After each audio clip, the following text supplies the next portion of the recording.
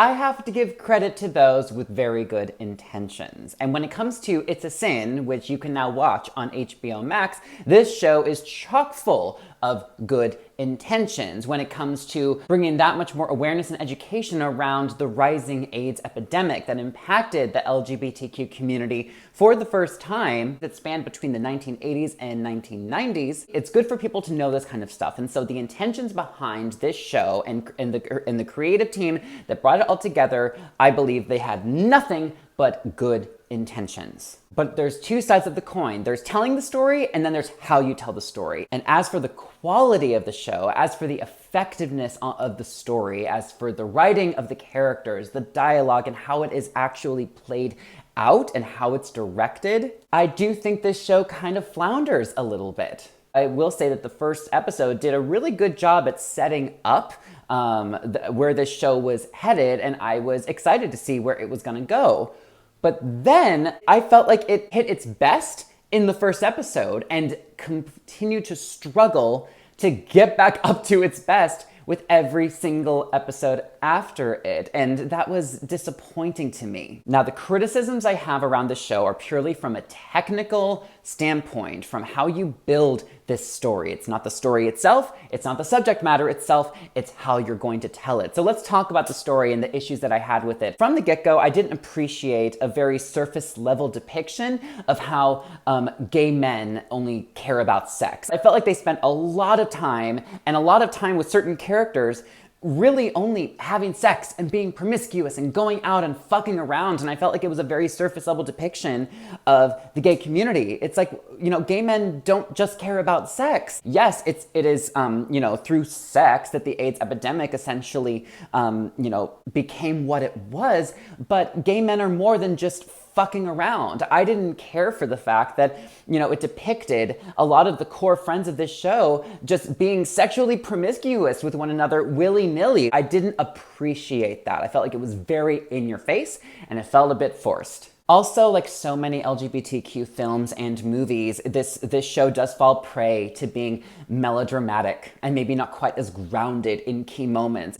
And it tries too hard. It's trying to get you to cry. It's trying to get you to feel that emotion. But I find that I respond best to emotional moments that aren't trying to force feed it into you. It should feel genuine. It should feel earned. It should feel something that you can absolutely relate to by grounding the narrative and grounding these challenges. Hardships and challenges and fucked up things happen without it having to be exploded in a cinematic way to appeal to a television audience. Another issue I had with the structure of the story is that in the 5 episodes, it's supposed to take place over a span of 10 years. So in each episode, it kind of jumps ahead in time by roughly 2 years. And I felt that the writers, creators, everybody involved didn't do anything to distinguish the change in the passing of time, even down to how the characters looked from episode 1 till episode 5. 10 years later, the characters, from the hair and makeup, they look exactly the same. There's nothing that really shows to me that time is passing, that years are passing. I felt like these characters all look like 18-year-olds, like they did in the beginning, and I'm supposed to buy that they're 30 by the end of this series. It just kind of took me out. If you're showing me a generation that's growing up through the 80s and 90s, I want to see how time is impacting them, both physically and emotionally in their lives. Now, for a show that is entirely focused on a core group of friends, it's important, if not the most important thing, that the characters be the driving force and reason to keep you watching. Now, one general issue I had is that of all the characters that are showcased in this series, and there are a lot of characters, I only cared about half of them. But the other half, I didn't care at all about.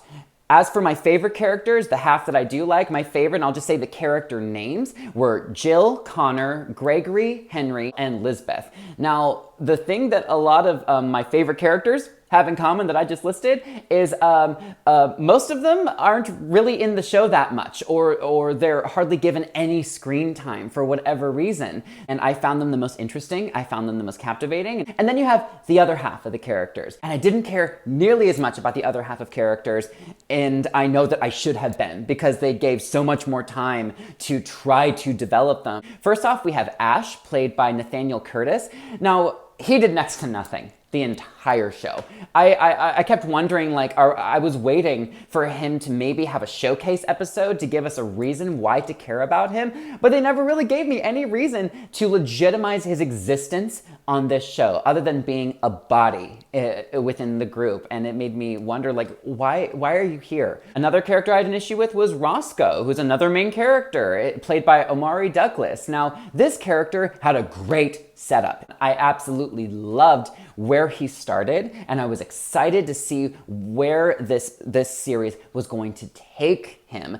But sadly, they never topped how he started in the first episode. I felt that he was given a couple fun moments, but honestly, I felt that the writers didn't know what to do with him. It was just disappointing because I could see the promise in this actor. I could see the promise in this character. And then the greatest offense amongst all the main characters is Richie, played by Ollie Alexander, who is honestly, one could be described as the lead of the show. And quite frankly, he was such an unsympathetic lead. He had a great opening with his character in the pilot. Again, the pilot was a good episode, and he had a great start, but he was so unlikable after the pilot. For like 75% of the show, he was the worst offender in playing into the stereotypical gay tropes that we see in so many movies and television that I don't appreciate. He came off selfish, he came off annoying, and I felt like his character was handled in a very distasteful way in terms of representing,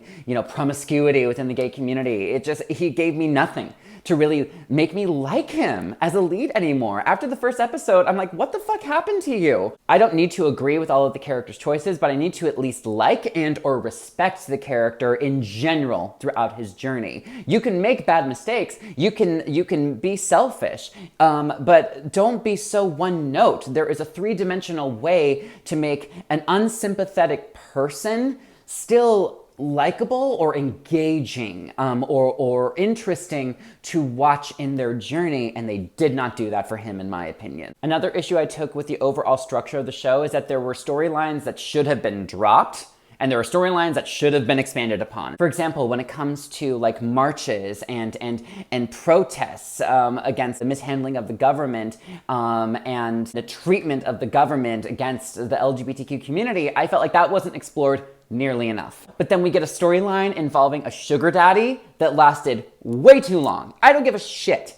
about a sugar daddy relationship. Another lost opportunity when it comes to storytelling is, what about characters that live with AIDS who don't die? There are those that were diagnosed with HIV that did not, immediately lead to death. There were those that were actually able to coexist and live with it and struggle through it and live on or live a longer life. And I felt like there were no scenarios like that. There were no testimonials like that. Not all cases amounted to death at those times. Many did, yes, but not all of them. And I felt like the show needed more storylines on how to cope and move forward with it. But I felt like it did not even touch that area. Now, I know this feels like me just raking on the show, and I've listed a number of issues. And yes, I had a number of issues with the show, but there were a number of good things with the show as well, and I do want to touch upon those. I felt like the dynamic of like the parents versus the gay kids and the family dynamic,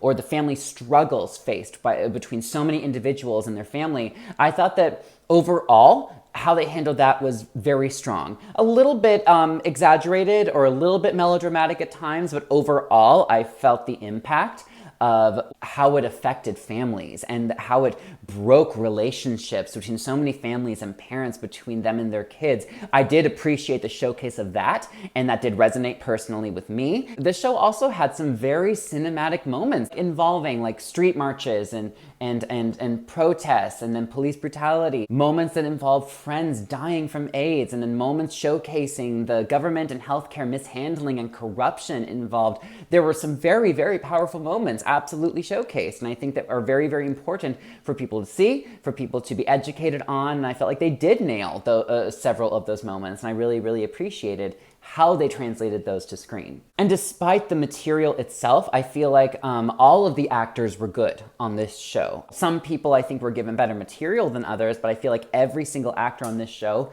was good. They just deserved a better script, in my opinion. So in the end, yes, this show set out with good intentions. And I do feel like it did succeed in, providing awareness to what happened during the AIDS epidemic in the UK in the 1980s. But at the end of the day, I commend the creators for bringing this awareness to everyone's home screens. And as long as people are educated and can take something meaningful away from this show, that's all that matters at the end of the day. I'm going to give It's a Sin a B-. And that's my review for you. You can currently watch It's a Sin streaming on HBO Max now. All episodes are available. I'd love to hear how you like the show. I'd love to hear how it resonated with you. So feel free to leave your thoughts and opinions down below. And as always, thank you all again for tuning in. Until next time, I'm Ryan Bamey signing off. Bye, everyone.